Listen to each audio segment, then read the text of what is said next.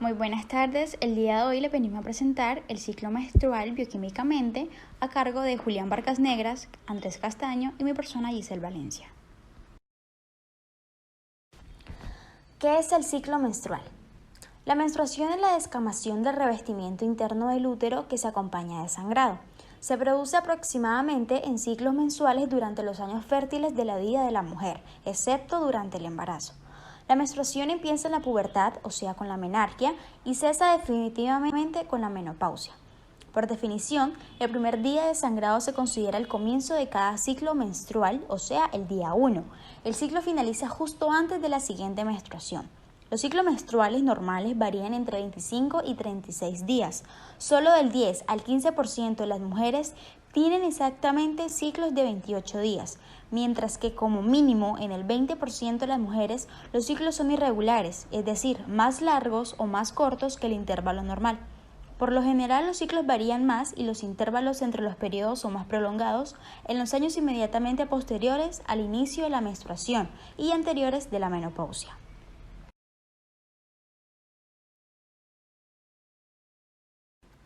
El sangrado menstrual dura de 3 a 7 días con un promedio de 5 días. La sangre perdida durante un ciclo menstrual oscila entre 15 y 75 centímetros cúbicos.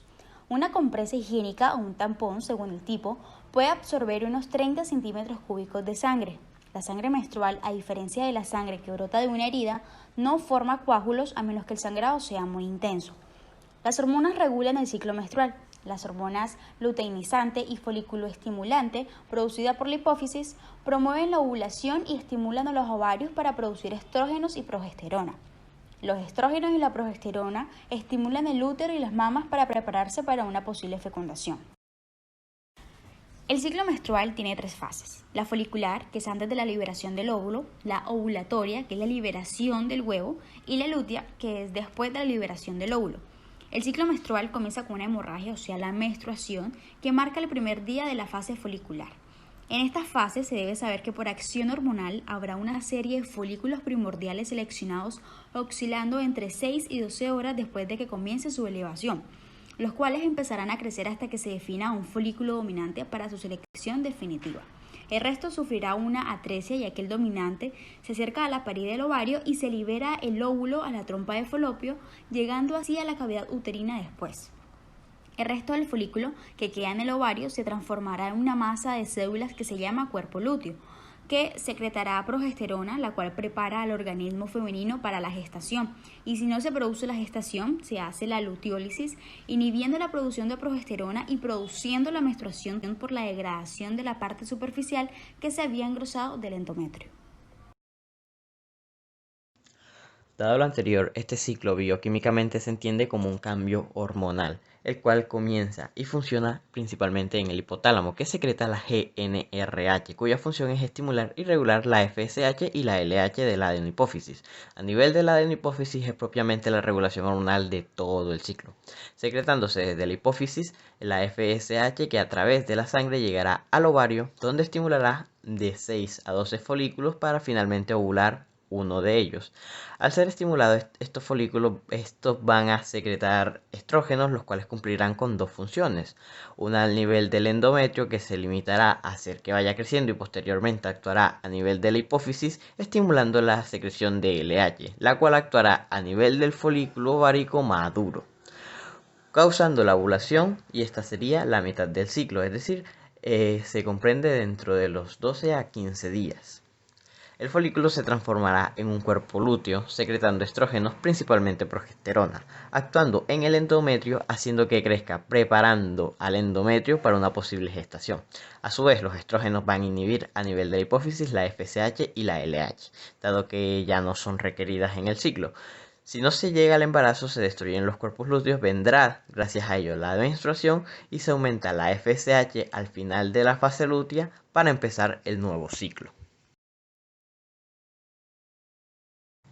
Ahora bien, conociendo lo anterior, podemos comprender el ciclo de una mejor manera con el siguiente gráfico, el cual comprende desde el día 1 al día 28 y se divide entre la fase folicular y la fase lútea, colocando la ovulación el día 14, siendo la mitad del ciclo.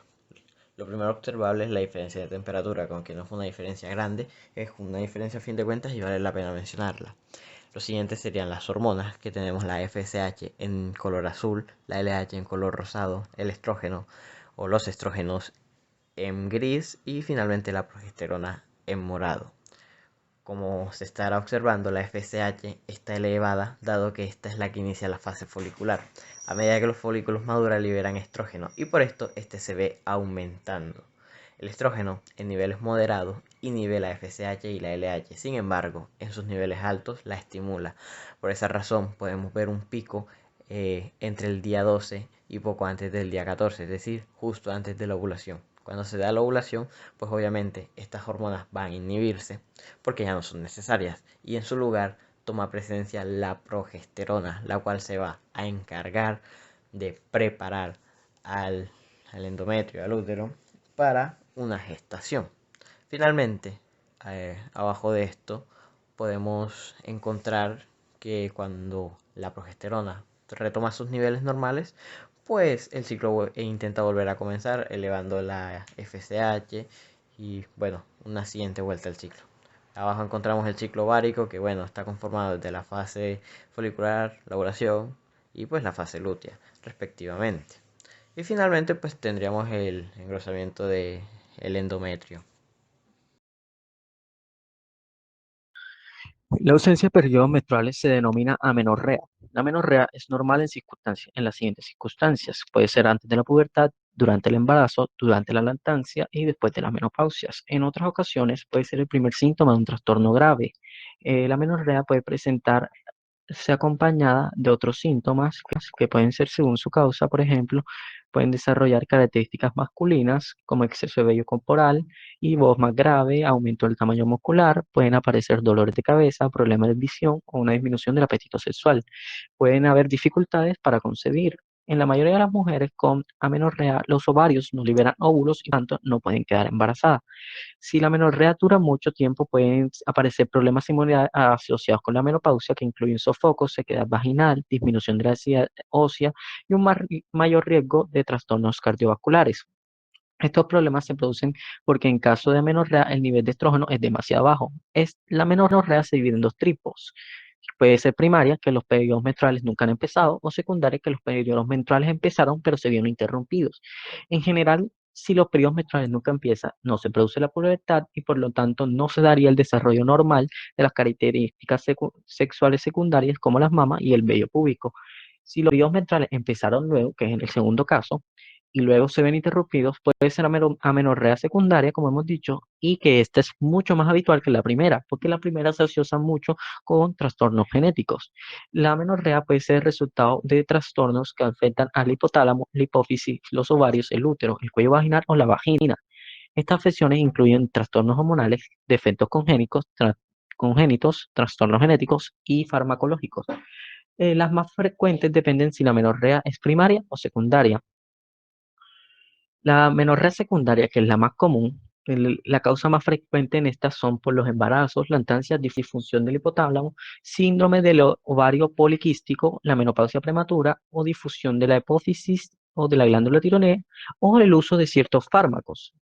El hipotálamo puede funcionar más por ciertas razones que pueden ser estrés, mala nutrición, trastornos mentales o radioterapia o una lección que se vea afectada en el hipotálamo. La glándula tiroidea puede causar amenorrea si es hipoactiva, que es denominado el hipotiroidismo, o hiperactiva si es hipertiroidismo. Otras causas de amenorrea secundaria son los trastornos crónicos, en particular de los pulmones, el tracto digestivo, la sangre, los riñones o el hígado. Algunos trastornos inmunitarios, como pueden ser el cáncer, la infección por VIH, la radioterapia o el traumatismo corporal, craneal o la mole hidatiforme. También cuando son en casos de trastornos genéticos nos podemos referir al síndrome de la X frágil, que puede hacer que los periodos menstruales se interrumpan precozmente, que es a lo que se refiere a una menopausia prematura.